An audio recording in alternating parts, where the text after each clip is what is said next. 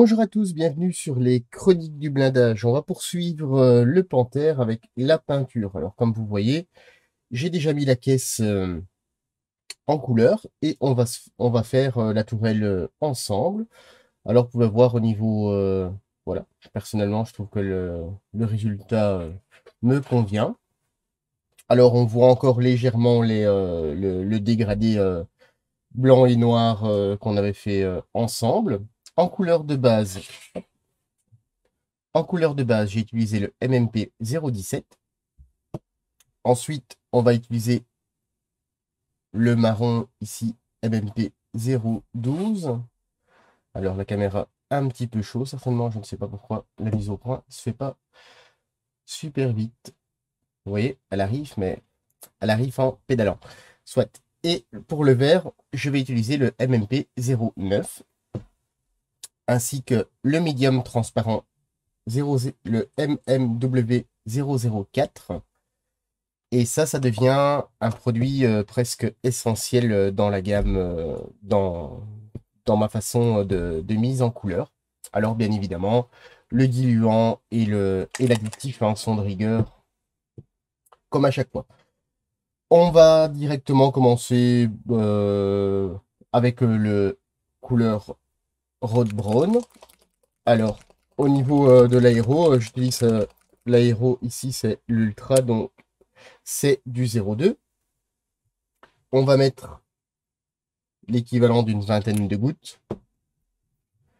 Ensuite, je prends mon médium transparent, voilà, et je vais venir mettre l'équivalent de 50%. Le médium transparent, c'est vraiment une couleur transparente, c'est pas du vernis. Ça vous permet de venir avoir la couleur beaucoup plus donc la couleur devient transparente, mais ça ne la dilue pas. Ça, faut bien le retenir. En fait, ça rend la couleur transparente, mais ça ne la dilue pas. Et ensuite, vous faites votre dilution tout à fait normale avec l'addition des 20 gouttes 20 et 20. On a 40, voilà. On ajoute notre additif et notre diluant. Le médium transparent, ça nous permet beaucoup de choses.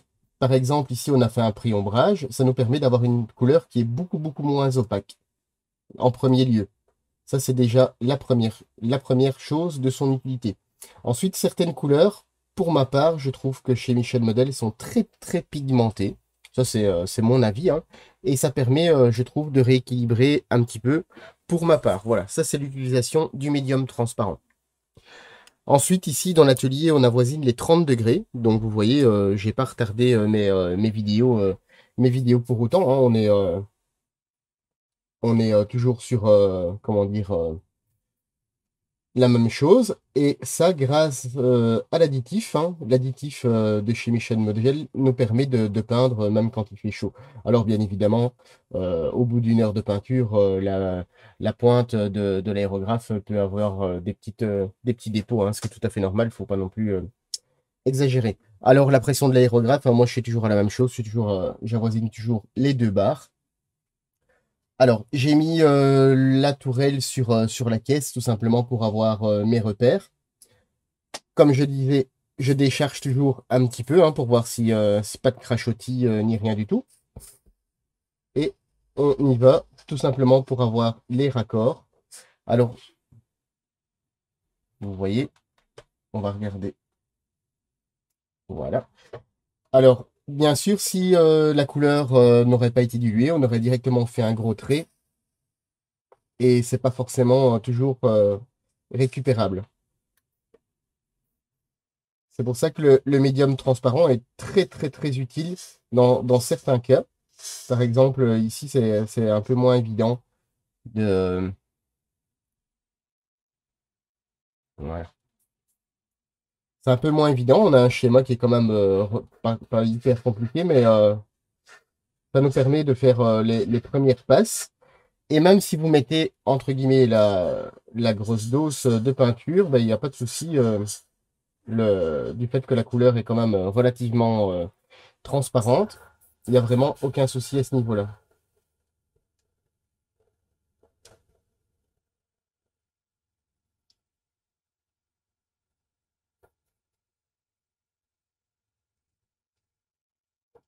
Voilà. Alors, on a nos premières bases. Alors, c'est pas très facile de travailler sur la caisse du char. J'ai un petit support en espèce de gros bouchons. Alors, voilà, inutile de vous poser la question. C'est disponible chez notre partenaire Domino. Et au niveau de la marque, c'est Green Stuff qui fait ça. Ça coûte quelques euros et c'est vraiment super.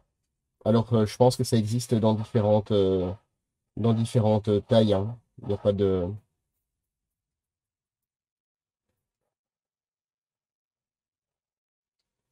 Alors, j'évite de donner des à-coups en fait dans la peinture quand je coupe l'aérographe et que je le relâche. J'essaye de ne pas être sur la pièce pour, euh, pour ne pas avoir le surplus de peinture en fait venir faire cracher sur mon modèle, hein.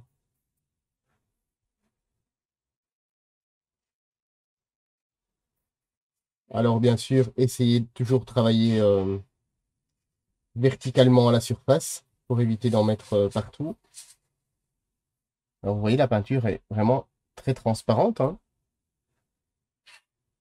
Il nous faut plusieurs passes. C'est ce qu'on recherche, hein. Et en plus, c'est beaucoup mieux du fait qu'on a le Zimmerit, hein, qui est vraiment une surface, je dirais, un peu plus difficile à mettre en couleur. Pas impossible non plus, mais un peu plus complexe.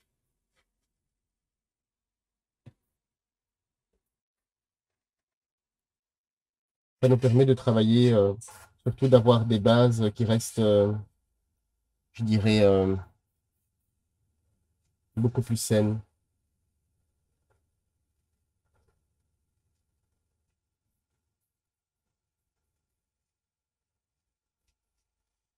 Vous voyez, on n'a pas encore, l'aiguille n'a pas été bouchée, ils sont en 0,2. On n'est pas la plus fine de chez Herder et Stonebeck, mais c'est quand même relativement fin pour ce qu'on a à faire.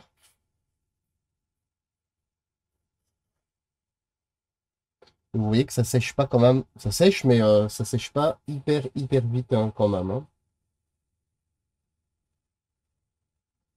L'avantage ici de l'additif, hein. Alors on peut très bien peindre aussi sans additif, hein. Mais ici, vu la chaleur, c'est pas du tout. Parce que oui, même en Belgique, on a quand même un peu de soleil. C'est pas tous les jours, mais on en profite. Vous voyez, au bout de quelques passes, on obtient bah, la densité, la densité qu'on souhaite, hein.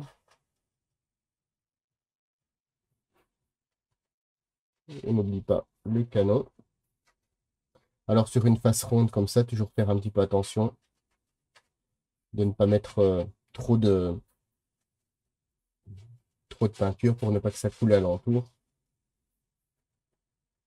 Puisque ça, de toute façon, avec additif, sans additif, ou peu importe l'aérographe, c'est systématique que ça va couler dans tous les sens, hein.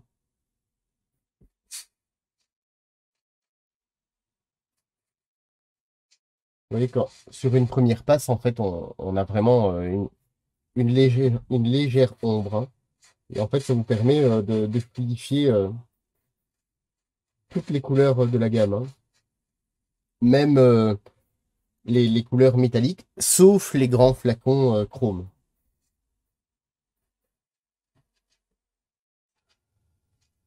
Alors, je vous le dis parce que j'ai essayé. Je ne sais plus pour quelle raison, mais du moins, j'ai tenté l'expérience et ça n'a pas fonctionné.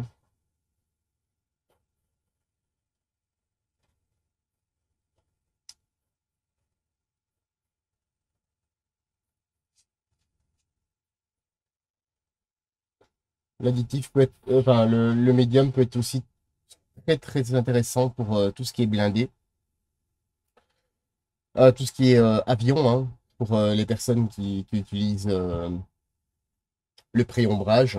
Ça permet aussi d'avoir presque à coup sûr le pré-ombrage qui ressort, hein. Ça, c'est systématique. Voilà, je vais faire un petit nettoyage d'aérographe et on se retrouve juste après. Voilà, mon aérographe est nettoyé. Je reprends la caisse du Panthère. Vous avez vu, ça a eu le temps de sécher. On a nos raccords, hein, qui sont plus ou moins bons. Voilà. Normalement, on n'a pas trop fait de bêtises. On les repose ici. Alors, pour le vert, toujours bien secouer les couleurs, puisque les pigments descendent. On est sur l'olive ground, le MMP 009. Même chose, 50% de couleur, 50% hop, de médium transparent.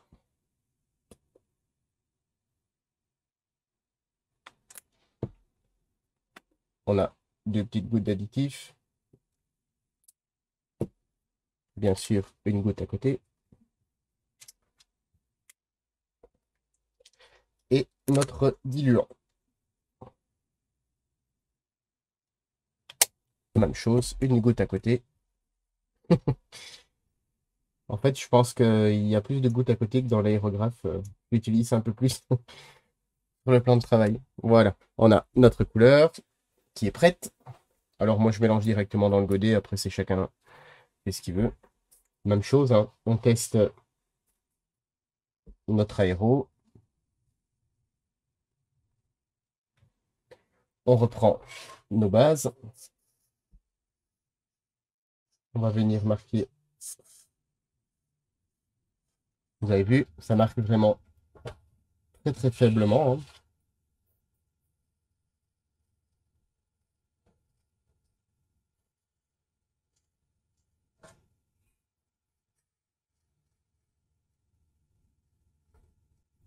Voilà.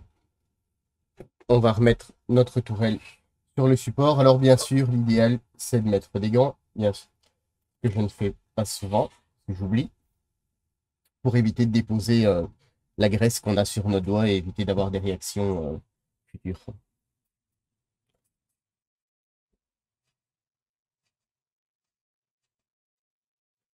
Le verre marque un petit peu plus rapidement. Alors, je ne sais pas pourquoi, au niveau de la pigmentation, sans doute avec la couleur sable, le vert marque un peu plus rapidement que le brun. C'est étonnant en fait.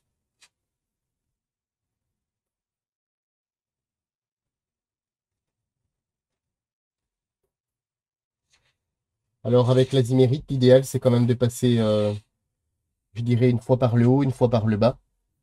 Avec le gaufrage de l'azimérite, c'est pas toujours évident, hein.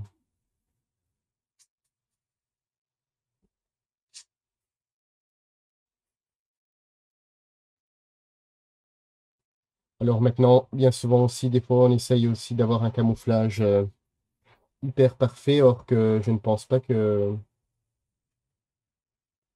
dans la réalité, ils étaient à 1 centimètre, hein.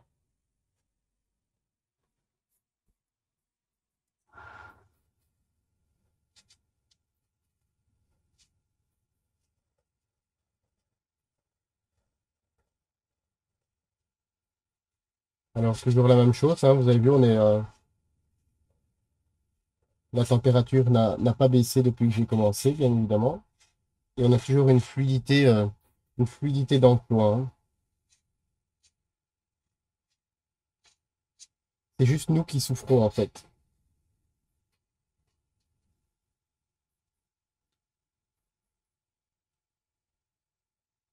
On n'oublie pas les petites zones.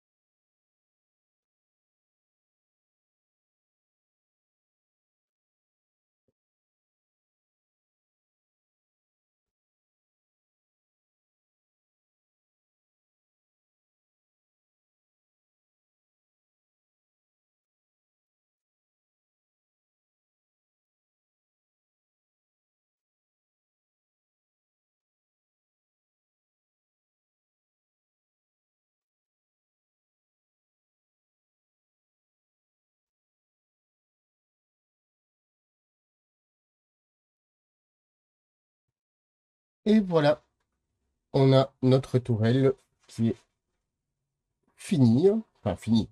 Elle est du moins finie en peinture. Après, il nous reste quand même pas mal de travail. Alors, hop, comme ça, vous voyez aussi. Voilà. Vous voyez le résultat. Hein, on a... Alors, vous voyez, ça sèche relativement vite, hein, du fait qu'il fait chaud. Et on a notre panthère qui est mis en peinture. Vous avez vu le... Après, chacun est libre de faire comme il veut, hein, au niveau du motif. Vous avez vu aussi l'utilisation du médium transparent. Principalement aussi la petite chose intéressante, hein, de cette vidéo.